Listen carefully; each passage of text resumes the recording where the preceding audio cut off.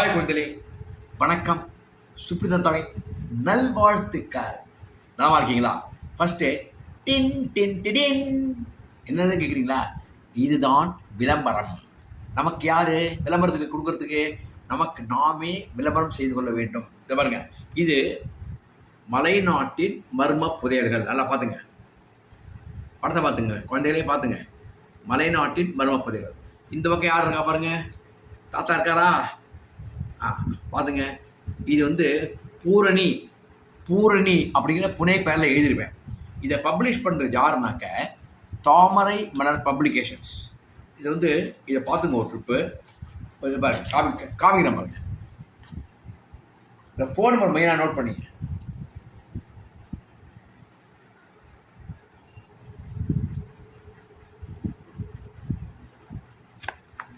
இவங்க பெரிய group, Dinamalar group, ஏகப்பட்ட புஸ்தகங்கள் வெளியிட்டிருக்காங்க. அவங்க சிறுவர்களுக்காக நம்ம கதையை 2 புஸ்தகங்கள் வெளியிட்டிருக்காங்க. இது அவர் லேட்டஸ்ட்டாக அவங்க வெளியிட்டு தான். இது விலை 160 ரூபாய். ஓகே, பெரிய பப்ளிகேஷன்ஸ் அப்படிங்கிறதால ஒரு குழந்தைகள் படிக்கணும்னு கொடுத்தா குறைச்ச விலை தான் கொடுத்துருக்காங்க.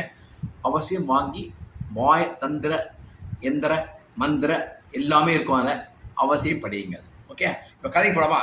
இந்த கதை நான் சொன்னேன் இல்லையா, இந்த கதை நம்ம கதை தான். இந்த பாருங்க, என்ன கதை? அது சிறா நீதி கதைகள். என் பேர்லேயே போட்டிருக்கேன், முருகன்கிற பேர்லேயே போட்டிருக்கேன். இதுதான் இதில் நான் சொல்ல போகிற கதை. இன்னைக்கு வாய்மையே வெல்லும், சத்தியமேவ ஜெயத்தே. ஓகே, வாய்மையே வெல்லும். அது ஒரு காடு, வசந்த காடுன்னு வச்சுக்கலாமா? வச்சுப்போம், நம்ம வச்சுக்கிறது தானே. இதில் வேற எழுதிருப்ப பேர் நான் வச்சுக்கிறேன், வசந்த நாடு, வசந்த காடு. அந்த காட்டில் ஒரு நல்ல பழக்கம் மன்னருக்கு உண்டு. யார் மன்னர்? மீசையை முறுக்கிண்டு தோலை தட்டிண்டு அப்படிதான் கிடையாது. பிடரி பார்த்தீங்கன்னா பயமாக இருக்கும் பார்க்குறதுக்கு. பாஞ்சுதுன்னா கர்ஜிச்சுதுன்னா அப்படியா அண்ட சராசரம் நடுங்கும் அளவுக்கு காடே விரிசல் கொடுக்கும். சிங்கராஜா. அந்த சிங்கராஜா இருக்கிற ஒரு நல்ல பழக்கம் உண்டு. எல்லா மன்னர்களுக்கும் அந்த பழக்கம் வராது. 5 நிமிஷம் டைம் கிடைச்சா தூங்குறதுக்கு பார்ப்பான், இல்லை குடிக்கிறதுக்கு பார்ப்பான், கும்மாளம் போடுறதுக்கு பார்ப்பான். யாருமே மக்கள் சேவை செய்வதற்கு விரும்ப மாட்டான், வேற வழி இல்லாமல் செய்வான். ஆனால் இந்த சிங்கராஜா காட்டில் இருந்தாலும் தினமும் மக்கள் குறை தீர்ப்பது போல் விலங்குகள் குறை தீர்க்கும் நாளை கொண்டாடுவார். வச்சுவார்கள தெரிஞ்சுங்க குழந்தைகள, உலகத்தில் இப்படிலாம் இருக்கு பாருங்க. அந்த நாட்டில் வசந்த நாட்டு விலங்குகளுக்கெல்லாம் ரொம்ப சந்தோஷம். ராஜா சிம்மாசனத்தில் உட்காந்துருக்கார். அமைச்சர் யார்? கரடியார். ராஜா உட்காந்துட்டு, அமைச்சரே அப்படின்னு, மன்னா இன்னைக்கு குறை கேட்கறதுக்கு யாராவது வந்திருக்காங்களா? குறை சொல்கிறதுக்கு? குறை கேட்கல, குறை சொல்வதற்கு மன்னர் தானே கேட்கணும். குறையை நான் தீர்க்கணும் இல்லையா? குறையை நான் தீர்க்க வேண்டுமே, அதற்கு யாராவது இருக்காங்களா அப்படின்னு கேட்கறத, மண்டா மண்டா அப்படின்னு சொல்லிட்டு ஒரு தாய் முயல் அழுது கொண்டு வருகிறது. ஓ, நீ தான் வந்திருக்கியா? மன்னா, நீங்கள் தான் என் குறையே போக்கணும் மன்னா. என்ன குறை உனக்கு? எனக்கு 2 குட்டிகள் மன்னா. சரி, நேத்திக்கு நயவஞ்சகமாக ஒரு நரி வந்தது. நயவஞ்சகமாக நரி எப்படி வரும்? சாதாரணமாக காட்டில் வந்துட்டுருக்கோம், இல்லை காட்டில் வந்தது. அது வந்தோடனே நான் பயந்து போய் எனக்கு 2 குட்டியில் ஆக்சிடென்ட் என் பொந்துக்குள்ளே போகிறத, நரியே அது முயலே இப்படிலாம் நீ பயப்படப்படாது. இந்த காட்டில் எத்தனை விலங்குகள் இருக்குது, நீ ஒவ்வொன்றுக்கும் பயந்து ஓட முடியுமா? அப்படிலாம் ஓடக்கூடாது. நான் உன் தோழி, என்னை நட்பு பாராட்டிக்கோ. இன்னைக்காவது நான் உனக்கு உதவி செய்வேன். உன்னால் எனக்கு உதவி கிடைக்கலாம், என்னால் உனக்கு உதவி கிடைக்கலாம். பரஸ்பரம் நட்போட பழகணும் அப்படின்னு நல்லா அழகாக பேசி இனிமையாக பேசிட்டு, பேசுபவர்களுக்குத்தான் இந்த காலம் அப்படின்னு சொல்லிட்டு சிங்கம் சொல்கிறார். நன்றாக பேசுபவர்கள் தான் வெற்றி பெறுகின்றார்கள், செயலில் செய்பவர்கள் தோல்வியைத்தான் தழுவுகின்றார்கள் அப்படின்லாம் வருது. அப்படி அது வசனம் பேசுறது, சிங்கம் வசனம் பேசுறது. பேசிட்டு, என்ன கண்டியாரே? ஆமண்ணா கலியுகத்தில் அப்படித்தான் இருக்கும். ரைட், சரி சொல்லு. அப்போ நட்பு பாராட்டினே? நீ நட்பு பாராட்டினேன். என்ன பண்ண? கொஞ்சம் தூரம் நடந்து போனேன், 2 குட்டியில் ஆக்ஷன் போனேன். திடீர்னு ஒரு குட்டியை கவித்து ஓட ஆரம்பிச்சுட்டு, ஐயோ ஐயோ ஐயோ ஐயோ ஐயோ ஐயோ ஐயோ ஐயோ என் குட்டி போயிடுது 2 குட்டி ஒத்துமை அவ்வளோ ஒத்துமை 2 குட்டிகள் ஒன்றா விளையாடும், ஒன்றா பேசும், ஒன்றா சிரிக்கும். தயவுசெய்து விட்டுறாதா, தயவுசெய்து கெஞ்சி கட்டுறேன், உனக்கு கெஞ்சி கட்டுறேன், தயவுசெய்து குட்டியை விட்டு கெஞ்சினேன். ஆனால் அது என்ன சொல்லிட்டு பைத்தியக்காரி, எங்கேயாவது குட்டியை விட முடியுமா? இன்று உன் முதல் குட்டி, நாளை அடுத்த குட்டி, நாளை மறுநாள் நீ அப்படின்னு சொன்னேன். என்னை இதையுமே நொறுங்கி போயிடுது. நான் சொன்னேன், என்னை முதல்ல எடுத்துக்கோ, குட்டியில் அது வளரட்டும் அப்புறம் எடுத்துக்கோ அப்படி சொன்னேன். குட்டிலேருந்து அப்புறம் தான் மேலே போவேன் அப்படின்னு சொல்லி குட்டியை கவிட்டு போயிடுது. வழி தெரியல, நாளைக்கு இன்னொரு குட்டிக்கு வந்துடும். அதுக்கு தான் உங்கள்கிட்ட குறைய சொல்லிட்டு என்ன நீங்கள் சொல்கிறீங்களோ அதை கேட்டுட்டு போகலான்னு வந்தேன் மகாராஜா. தீர்த்து வைக்கணும் குறைய அப்படின்னு சொல்லிட்டு கால் ஆடுறது. ஓ நல்லது அப்படின்ட்டு, அமைச்சரே சொல்லுங்க மாவண்ணா கரடியா அந்த நரி இருக்கான் இல்லையா, அவனை அழைச்சிட்டு போய் அப்படின்ட்டு காவலர் கழுதையார். ஒரு மன்னன் அப்படின்னாக்க வந்தா நிறையா இருக்கும் இல்லையா, ஒரு மினிஸ்டர் சீஃப் மினிஸ்டர் வச்சுங்களேன், ஒரு கார் போகும், ஒரு போலீஸார் முன்னாடி ஒரு போலீஸார் போகும், 2 பைக்கு போகும் முன்னாடி அப்படி போகும் பார்த்துறீங்களா. அப்புறம் 10 கார் போகும், எதுக்கு போகிறது தெரியாது. முதலமைச்சருக்கு எங்கே போகிறாரு அப்புறம் சொல்லுவாங்க போல இருக்கு. அது இங்கே ஒன்று அந்த ஒரு ஏதாவது நாட்டை வச்சுக்கோ, அந்த மாதிரி தான் போயிட்டு இருக்கோம். 15 கார் போனால் தான் பந்தா. அப்போ தான் மக்கள் வந்து ஒன்று நடுக்கத்தோடு பார்ப்பாங்க. இந்த போலீஸ்கார் லத்தின்னு பார்த்துறீங்களா, லத்தியில் நேரம் மதிக்க வேண்டாம், அந்த லத்திக்கு தான் பயப்படுவோம். அதே மாதிரி தான் அந்த சிங்கராஜாவுக்கு ஒரு காவலர் கழுதை தான் காவலர். கழுதை கூப்பிட்டு கழுதை வேடா அப்படின்னா வந்துடுறாங்க. வந்து வந்தோடனே போய் நரி இருப்பேன், எங்கே இருந்தாலும் ஆயிடுவாங்கத்த. அந்த கவலை வேண்டாம் மன்னா, கவலையே வேண்டாம், நான் வந்து விட்டேன் அப்படின்ட்டு காலில் ஒரு பெரிய கட்டு போட்டுட்டு தவழ்ந்து டாய் டக்கா டாய் டாய் டக்கா டாய் டாய் அப்படி சொல்லிட்டு வந்துருக்கு.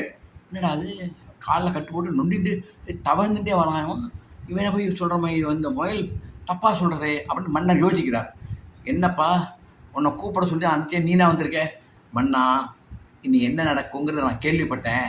என்னை பற்றி புறம்போக்கு சொல்கிறதுக்கு புறம் சொல்வதற்கும் ஆள் இருக்குது, புறம்போக்குலாம் இருக்காங்கன்னு தெரிஞ்சுது. ஆனால் நான் வந்து எந்த தவறும் செய்யாத ஒரு நிரபராதிங்கிறத முன்னாடியே சொல்லணும். ஏன்னா நீங்கள் தண்டனை அறிவிச்சிட்டிங்கன்னா அது எனக்கு தப்பாக போயிடும். அதனால தான் அதுக்கு முன்னாடி என் நியாயத்தை சொல்லத்தான் வந்தேன். நீ என்ன நியாயம் சொல்ல போகிற? ஏன் காலம் அப்படி வச்சுருக்க? மன்னா ஒரு வாரத்துக்கு முன்னாடி கொஞ்சம் ஆசைப்பட்டு இந்த பனம்பழங்கள்லாம் இருக்குல்ல, ரொம்ப பிடிக்கும் எனக்கு. அது அந்த இடத்துக்கு தோட்டத்துக்கு போயிருந்தேன். அந்த பழத்தை பறிக்கிற சமயத்தில் பறிக்கும் போது தாவரத்தை ஒரு நெருங்கி முள் குத்திடுச்சு காலில். அந்த முள் குத்தினா விஷம் ஏறிடும், ரொம்ப பெயின் தாங்காது. ஒரு வாரமாக நடக்க முடியல. அப்போ ஒரு நல்ல மனிதர் காலிலேருந்து முள்ளையும் எடுத்து விட்டு பச்சிலை சாறையும் பிழிஞ்சு அதை காலில் கட்டு போட்டு 10 நாளைக்கு நீ எங்கேயும் நடந்து போகக்கூடாது, உனக்கு இறை இந்த பழமரத்தை ஒன்று பறிச்சுட்டேன், இதை சாப்பிட்டு இதோடு நிறுத்திக்கோ, இனிமேல் 10 நாளைக்கு நீ நகரவே கூடாது. ஏன்னால் அந்த 10 நாள் அந்த முள், அந்த விஷ முள் உள்ளுக்குள்ளே ஏறெடுத்து அதுவாகவே கீழே விழுந்துரும்னு சொன்னார். ஆகினால இந்த பனம்பழத்தை சாப்பிட்டு 10 நாளாக காஞ்ச வயத்தோடு இருக்கேன் மன்னா. என்ன போய் யாராவது குறை சொன்னாக்க எனக்கு தண்டனை கொடுத்தீங்களா, அது உங்களுக்கு கெட்டதாக படும் இல்லையா? நான் சாகிறேன், உங்களுக்கு கெட்டதாக படும் இல்லையா? நீங்கள் சிறந்த மகாராஜான்னு பேர் எடுத்திருக்கீங்க இல்லையா மாமன்னா, அதுதான் வந்தேன் அப்படிங்கிறத. என்ன அமைச்சரே, இவர் சொல்றதை பார்த்தா நியாயம் இவர் பக்கம் இருக்கிற மாதிரி தெரியுது. நிறையா கால் சரியில்லை, இவர் எங்கே போவார், இவர் எங்கே இந்த முயலை பார்ப்பார், இவர் எப்படி குட்டி எடுப்பார், நடக்க முடியாததுக்கு எப்படி சாத்தியம் அது அப்படின்ட்டு. மன்னா அமைச்சர் இந்த முறையில் ஒரு சிறு ஆலோசனை சொல்லு, அதுதான் நீ இருக்க.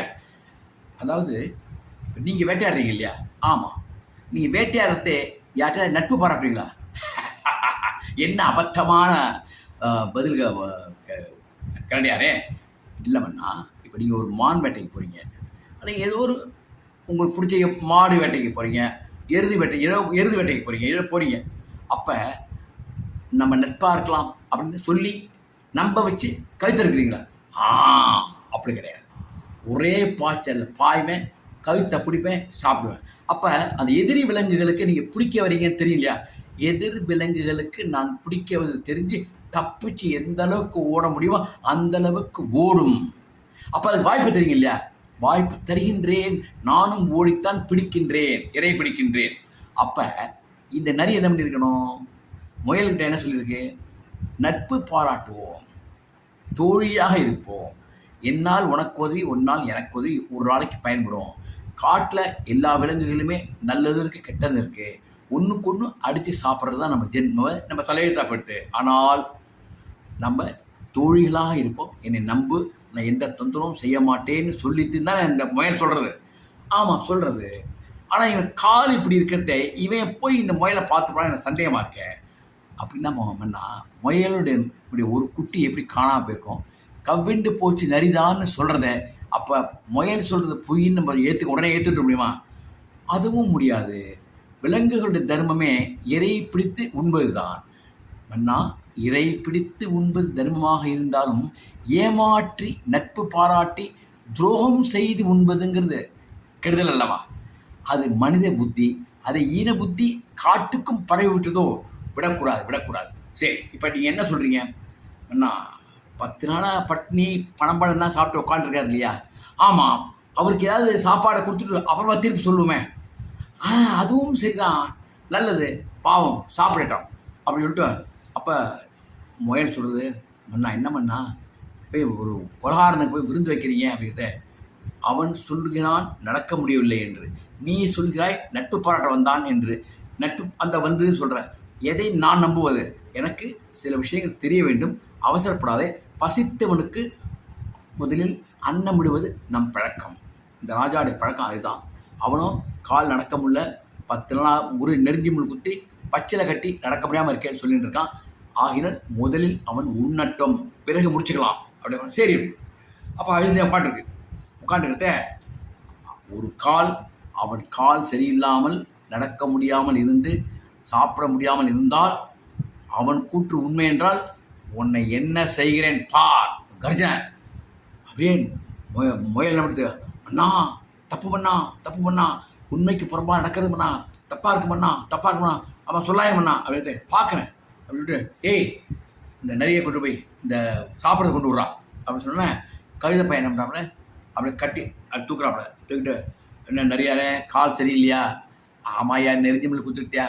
நெருஞ்சி முள்ளுக்கு நீ விஷம், அது உனக்கு விஷமா? ஏன் இந்த சமயத்தை உடனே உட்காந்துருக்கேன், உனக்கு குடிய சாப்பிட்றதுக்கு அப்படின்ட்டு தரேன் இதுவா. அப்போ தான் மன்னர் கூப்பிட்றேன், நிறைய அப்படின்னா நிறைய திரும்பி பார்க்குறது. நல்லா கட்டுக்கோ, உனக்கு நிபந்தனை இருக்குது. நிபந்தனையா? 3 இறைச்சி குடம் இருக்கின்றது. 3 இறைச்சி குடமா? ஒவ்வொன்றிலையும் ஒவ்வொரு விலங்கு குட்டி தான் உயிருடன் இருக்கும். ஓ, நீ எந்த குட்டியை உனக்கு பிடிக்கின்றதோ அதை இரையாக்கி கொள்ள வேண்டும். இரையாக்கி கொள்றதுக்கு ஒரு குட்டி ஒரு இடத்துக்கு போகிற 3 இடம் இருக்கு, மொத்தம் 3 இறைச்சி கூடம் இருக்குது. ஒரு கூடத்துக்கு போகிற அந்த குட்டியை பார்க்குற, பிடிக்கவில்லை என்றால் ஏன் பிடிக்கவில்லை என்பதை நீ உறக்க கூறிவிட்டு தான் அடுத்த கூடம் செல்ல வேண்டும். சரி மகாராஜா, நன்றி மகாராஜா அப்படின்னா கொண்டு விட்றான். அப்படின்னா கொண்டு விட்டு முதல் இறைச்சி வீட்டில் நல்லா சாப்பிட போ அப்படின்னா, எங்கடா சாப்பிட்றது, நொண்டிக்காரை வச்சுட்டு நரி சொல்கிறது, கவிதை சொல்கிறது, எல்லாம் உனக்கு கால் சரியாக போடா, சாப்பிட்டா சரியாக போடா, போய் சாப்பிட்றா போடா அப்படின்னு சொல்லிட்டு தட்டி கொடுத்து அனுப்பிச்சி விடுறது. நரி கவிதை பழைய இடத்துக்கு போயிடுது. இப்போ முதல் கூடத்துக்கு போகிறது பார்த்தா ஒரு முயல் குட்டி. என்னடா இது முயல் குட்டி, நேற்று சாப்பிட்டேன், இன்னைக்கு முயலா, சேச்சி இது வேண்டாம் அப்படின்னு உறக்க சொல்லிவிட்டு அடுத்த கூடத்திற்கு செல்கிறது. தள்ளிண்டே போகுது, காலை இழுத்துட்டு போகிறது. அடுத்த கூடத்துக்கு போட்ட அங்கே ஆட்டுக்குட்டி இருந்தது. ஆட்டுக்குட்டி பிடித்த உணவு தான், ஆனால் அதற்கு அடுத்த கூடத்தில் என்ன இருக்கிறது என்று பார்ப்போமே, அதற்கு பிறகு இங்கே வரலாமே அப்படின்னு சொல்லிட்டு அடுத்த கூடத்திற்கு செல்கின்றது. அங்கே அழகாக துள்ளி விளையாடும் புள்ளிமான். இது மாதிரி இறைச்சி கிடைக்கிறதுக்கு எனக்கு கொடுத்து வச்சிருக்கணுமே அப்படின்னு சொல்லிட்டு ஐயா உசிப்பிட்டு எழுந்து அதை வேட்டையாட போகும்போது கப்பென்று கரடி நரியை பிடித்து கொண்டு இழுத்து கொண்டு கழுத்தை குரலை பிடித்து கொண்டு சிங்கத்து முன் நிறுத்துகிறார். இப்போ என்ன ஆச்சு? சிங்கம் சொல்கிறது, என்னடா ஆச்சு மண்ணா, சாப்பிட்டியா? அதாவது மண்ணா சாப்பிட்றதுக்குள்ளே ஆயிடுச்சு விட்டாங்க, என்னன்னு தெரியல மண்ணா. என்னன்னு தெரியல உனக்கு? ஏய் கரடி மண்ணா, அந்த வீடியோவையும் கேமராவையும் போடுறேன். இந்த கேமராவை ஆன் பண்ணுறாங்க, வீடியோ தெரியுது. இது ஒவ்வொரு இறைச்சி கொடுத்து போட்டு முயலை பார்த்து என்ன சொல்லுது, முயல் குட்டியா, சே நேற்று தான் சாப்பிட்டேன், திருப்பி இன்னைக்கு சாப்பிடணுமா? சொன்னியா? நேற்று தான் சாப்பிட்டேன், திருப்பி இன்னைக்குமா அப்படின்னு கேட்டியா? அப்போ நேற்று நீ முயலை குட்டியை ஒன்றிருக்கிறாய். அப்பத்தில் நடக்க முடியாது அப்படின்னு சொல்கிற உன் வார்த்தை பொய் என்று உன் வாயாலே நீ கூறிவிட்டாய். என்ன சொல்கிறாய்? 6 மணி வாசிக்கிறேன் சொல்கிறா. அடுத்தது கையில் வராம கட்டு கட்டு அவ்வளோ கால் 2 காலை கட்டியாச்சு. இங்கே காலம்பரிலேருந்து சாயங்காலம் 7 மணி வரையும், ராத்திரி 7 மணி வரையிலும் இங்கேயே படுத்துருக்கிறான். ஒன்றும் கிடையாது. உனக்கு மிகவும் பிடித்தது சுண்டலிகளும் எலிகளும் தானே. அதில் அந்த எல்லாம் வரும், அவ்வளோ வரும். அவ்வளோ உன் மேலே விளையாடும், உன்னை பிராண்டும், உன்னை கடிக்கும், உன்னை சித்திரவதை செய்யும்.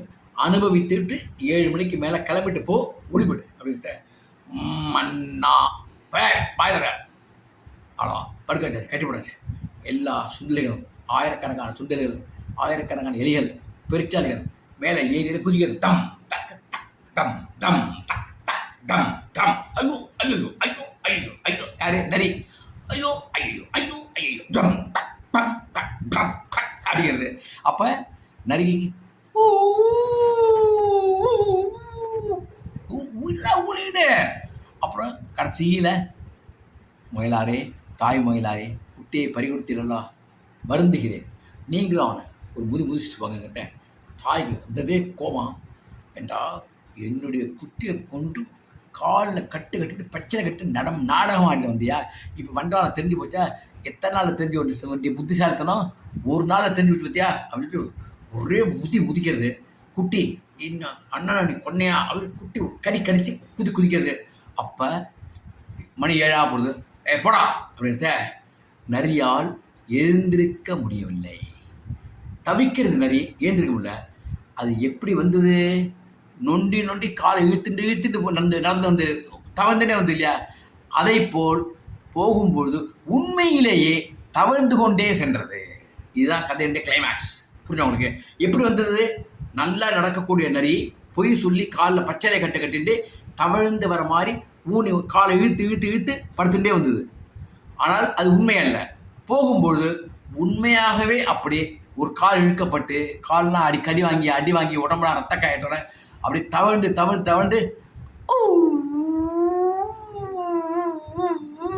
போடா போடா போடா அப்படின்னாப்ப போய் சேர்ந்தது. இது கதை. இந்த கதைக்கு நான் என்ன நீதி சொல்லியிருக்கேங்கிறது நானே மறந்து போச்சு. எனக்கு ஒரே ஒரு நிமிஷம் சொல்லிடுறேன். கதைக்கு தலைப்பு வாயுமே வெல்லும்னு வச்சுருக்கேன். என்ன நீதி தேன் ஒழுகி பார்த்துங்க. தேன் ஒழுக பேசி ஏமாற்றும் நயவஞ்சகத்துக்கு என்றும் மன்னிப்பே கிடையாது. தேனொழுக பேசலாம், ஏமாற்றலாம், ஆனால் நயவஞ்சகம் என்ற பற்றியா அதற்கு என்னைக்கும் மன்னிப்பே கிடையாது. இதுதான் அரச நீதி. நாடாக இருந்தாலும் சரி, காடாக இருந்தாலும் சரி. இதுதான் என் கதை. குழந்தைகளே, இந்த கதையிலே அர்த்தத்தை உள்ளார்ந்தமாக ஏற்றுங்க. எல்லாரும் நல்ல நட்போட பழகுங்கள். நண்பன் யார், நண்பனை போல் நடிப்பவன் யார், யார் ஏமாற்றவன் என்பதை புரிந்து கொண்டு பள்ளியிலே அந்த தோழமையை புரிந்து கொண்டு பழகுங்கள். எல்லாரோடையும் பழகிடாதீங்க. புரிஞ்சுதா? அது கெட்டவன் நிறைய பேர் இருப்பான், பேசத்தை சிரிப்பான், ஏமாந்து படாதீங்க. தேனொழுக பேசுவோம், ஏமாந்து படாதீங்க. நயவஞ்சம் உள்ளே இருக்கும், புரிஞ்சு கொள்ளுங்கள். ஓகே, பாய் குழந்தைகளே, பாய்.